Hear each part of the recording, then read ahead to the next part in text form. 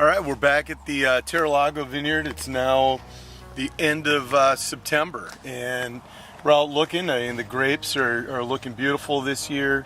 A nice color. The stems have starting to ripen. The seeds are nice and brown inside as well. And so, at this point, we're looking at the sugar, the acid, but really more importantly is the flavor. And these grapes are tasting really good. What I like to see is a lot of like blackberry type fruit. Really good fruit sweetness. Often with Cabernet, you can have problems with pyrazines, which give you kind of the bell pepper flavors, the more vegetal flavors, which we don't like as winemakers, and well, mostly because consumers don't like it either. So we want really nice fruit flavor. And they have that. I mean, these grapes are ready to go. The sugar level is about 24.5 brix, and this is going to make us a really, really nice wine this year. The harvest this year, I guess the most challenging part of it has been that it's been very condensed. The whites and the reds have been coming in at the same time, so even though we're near the tail end of harvest, we're still actually harvesting Chardonnay. And in a more typical vintage, we'd finish the Chardonnay before we'd start the Cabernet. And so, the wineries have been very full, which makes it quite challenging because sometimes you want to pick something and you can't because there isn't space for it at the winery. So, that's probably been the biggest challenge this year. There's been a couple of little rainstorms this year. There was about 2 weeks ago, there was about 0.04 of an inch. Last week we had 0.02 of an inch. So really not enough to affect these grapes. I mean, Cabernet doesn't tend to have any issues with botrytis, which is a rot. And Chardonnay in the cooler regions, people get real nervous about that. I mean, that's a flavor characteristic that you really don't want when you're making what we call table wines, Chardonnay. But the botrytis is also referred to as the noble rot, because we can make late harvest wines where that's a predominant flavor that we want. It dehydrates the grapes, so you get incredibly high sugar content, and has these kind of musky floral aromas that are really nice for that style of wine, but not a flavor that you want with a table wine.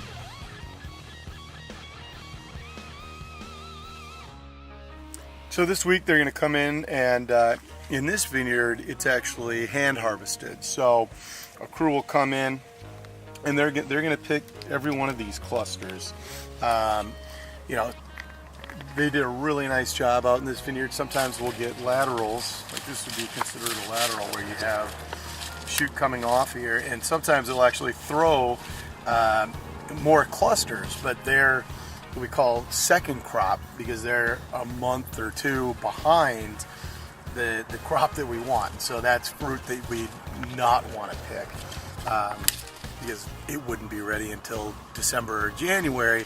However, the canopy will have lost all their leaves by then, so it's fruit they would never get ripe. With other vineyards, we actually do mechanical harvesting, and a lot of that will happen at night. So they'll start picking those grapes at about midnight, and the new machines are very gentle on the vines, and they essentially just shake off every single berry right off the stem. So all you'll see is the stems, and all the berries are gone. They pick them very clean, and the advantage of that is we can get the fruit in very cold, so we save money on energy. The grapes can be delivered, sometimes near 50 degrees, sometimes colder, and we often really like that because we'll do what we call a cold soak, where with red wine, as you may not know, these go into a tank with their skin, with the skins, the seeds, everything. So all of this just goes right into the tank because all the color and the tannin, which gives the wine structure, comes from the skins. So you can see, I don't know if you can really see well, but like this pulp see, there's no color, and that's where all the juice is going to be. So all the color is going to come out of that skin.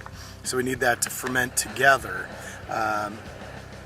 to give us a big hearty red wine. With white wines, those would come into the winery and go directly to the press, where we can separate out the skins, the seeds, to the juice, and the juice goes into a tank, and then ultimately either can be fermented in the tank or fermented down in barrels, depending on the style of wine that you're trying to make.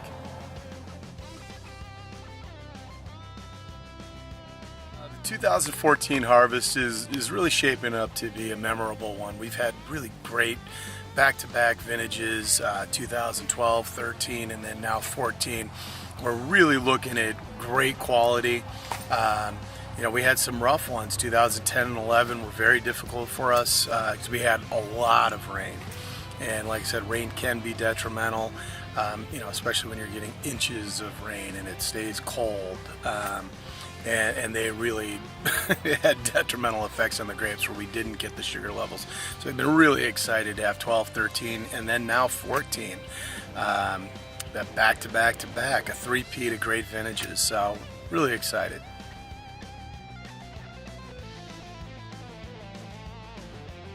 So out in the vineyard, you know, we grow roughly on an acre, we'll get about 4 tons of grapes, so 8,000 pounds.